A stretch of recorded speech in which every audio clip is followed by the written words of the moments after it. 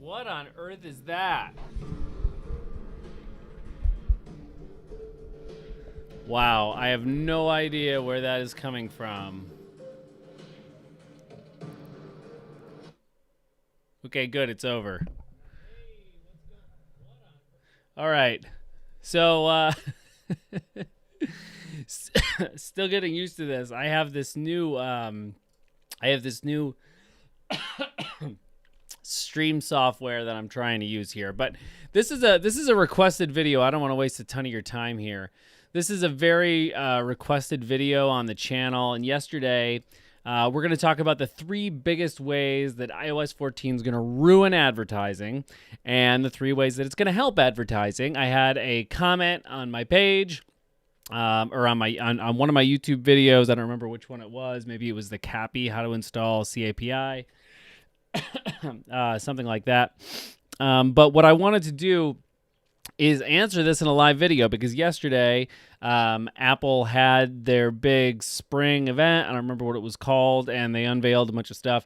But then also on the heels of that, Tim Cook said that the ATT rollout was now going to happen officially tomorrow, or not tomorrow. It's going to happen next week.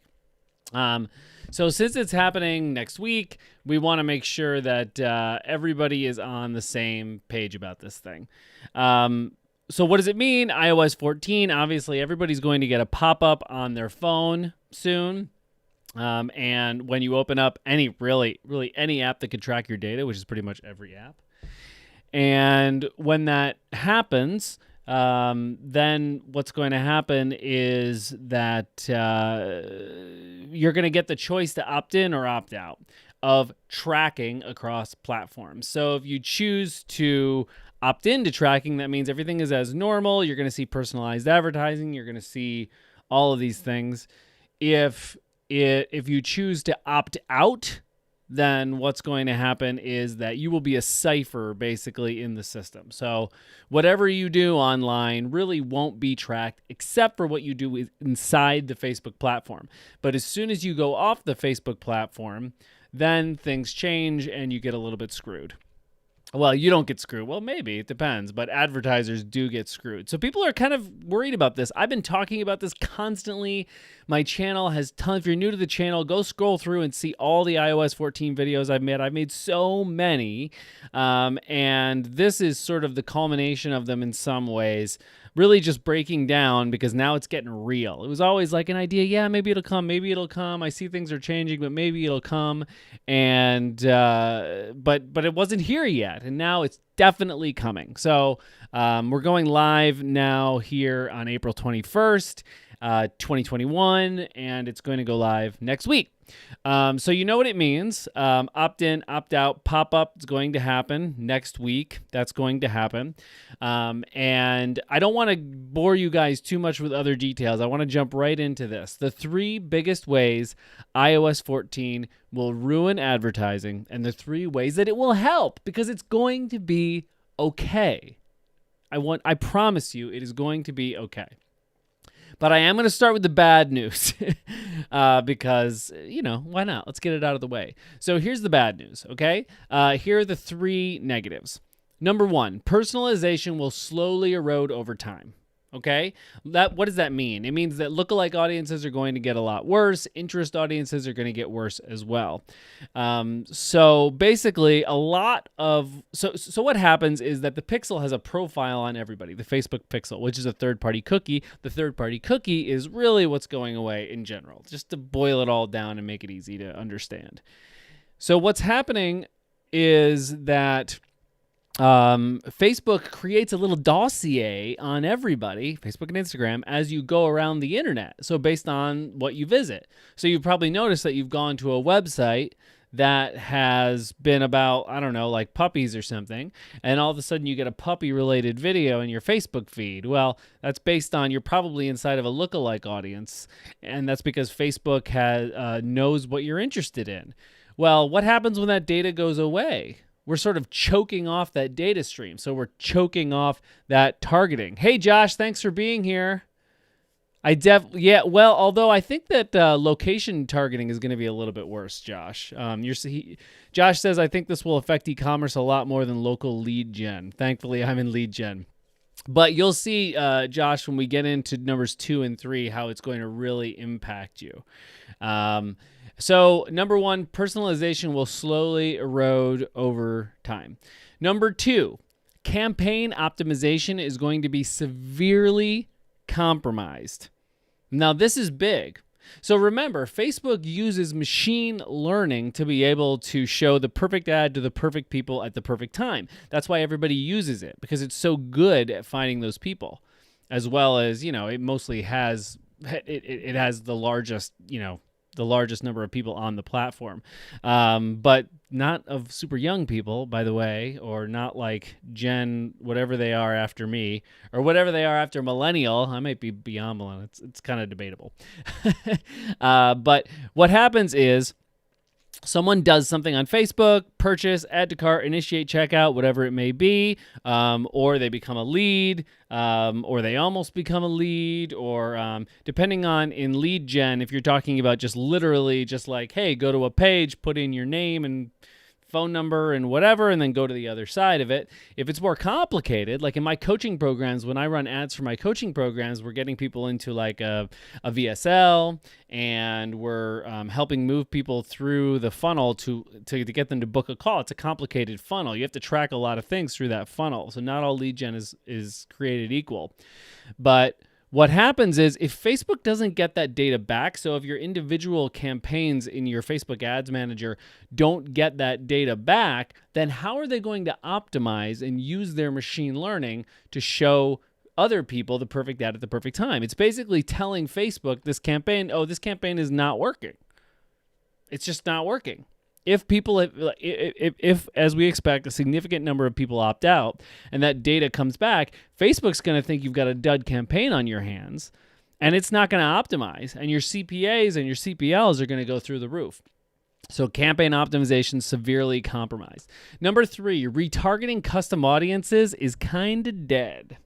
And this is big. There are ramifications across the internet, right? And so let me be clear here. There are all sorts of custom audiences. All a custom audience means is that there is a pocket retargeting audience. So there are people that, for example, like watched a video, or people that clicked an ad, or people that whatever. But the biggest one, the most profitable one in general when we're retargeting, is people that visited specific pages on our website, or just visited our website in general over any periods of time. And anyone that opts out, that information is not going to come back. They cannot be retargeted and made part of a custom audience if they opt out based on their web activity. We just can't track people across the internet anymore in the same way. So retargeting custom audiences will be dead for website visitors. So that means that if you just want to retarget people that added to cart and they're and 60% of them opt out of ATT, forget about it. You're not going to be able to do it. So does this mean that you just target Android? There's been a lot of talk the last 24 hours about people just targeting Android. That's so silly. I mean, it's so silly. So we'll get around to it in a second here with the positives. But just so that we're clear, retargeting custom audiences is dead. So even if you have simple lead gen funnel and you're just going to opt in and then pay off on that, they become a lead, and then you whatever. If you're retargeting people that visited the opt-in page but then didn't buy didn't opt in, I mean, you can't really do that anymore, right? You just can't. That's what iOS14 is doing. So it really does make a huge difference. Okay, there are actually a lot of other negatives. Some of them are smaller, or some of them are subsets of this. But let's go into the 3 positives, because I actually think that this is a watershed moment for the digital advertising industry. And I think that those of us that are really good at this stuff are really going to rock it. And those of us who are just hacking it, we're going to be exposed, right? And that's what this channel's all about. That's what I coach people to do, right? Like, we're not going to hack it. We're going to rock it. So let's think about the positives here. Josh, Facebook still has first-party data, so I guess clicks off CTA buttons and also video views could be a strong workaround. Yes, we're going to get into that in a second. That's one of the positives. It's one of the positives right there. So the 3 positives. Number 1, it forces us to collect more first-party data, especially in e-commerce. We've been a little bit lazy about this. I don't say we like me, but like in general in the e-commerce industry, people have been a little bit lazy about this. And what I'm talking about is collecting email addresses and SMS. You know, everybody's trying to get up the minimum viable thing to get sales, and it takes work to set up a big, gigantic Klaviyo email flow. But man, it's worth it. It is very, very worth it. So it's going to force e-commerce stores to really install email and SMS. So if you're watching this and you run an e-commerce store and you don't have you can go, I have a video on the 5 email flows in Klaviyo that every e-commerce store should have. Go and watch that video and set up those Klaviyo flows. They're super profitable. Ever since we started offering that in the agency, our clients are making back our retainer on just the email revenue now. So the rest is gravy. It's just like free money. I don't know why you wouldn't use it. But not to mention, it also increases your customer lifetime value. You can't be focused on AOV anymore. You have to be focused on LTV. So do you need to develop other products in your store? Do you need to find ways to cross-sell and upsell better throughout your funnels? Do you have a funnel? So this is just going to collect us. It's going to force us to collect more first-party data in our funnels. Lead gen people were already doing this, of course, which is great. You're putting them in email sequences and everything, but some other industries not so good. And first party data is great because you own that data. We should all be collecting that.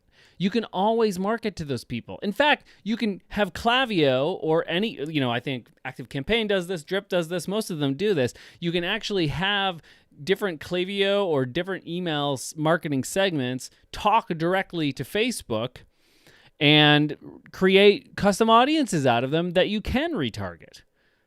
So it just doesn't make any sense. Go in there, and what we're doing in my company is that we're designing all of our funnels for our e-commerce clients around collecting first-party data now, so that we're not beholden to the platform. Okay, number 2, positives, right? Makes us focus more on creative, specifically video, because of the retargeting capabilities of video.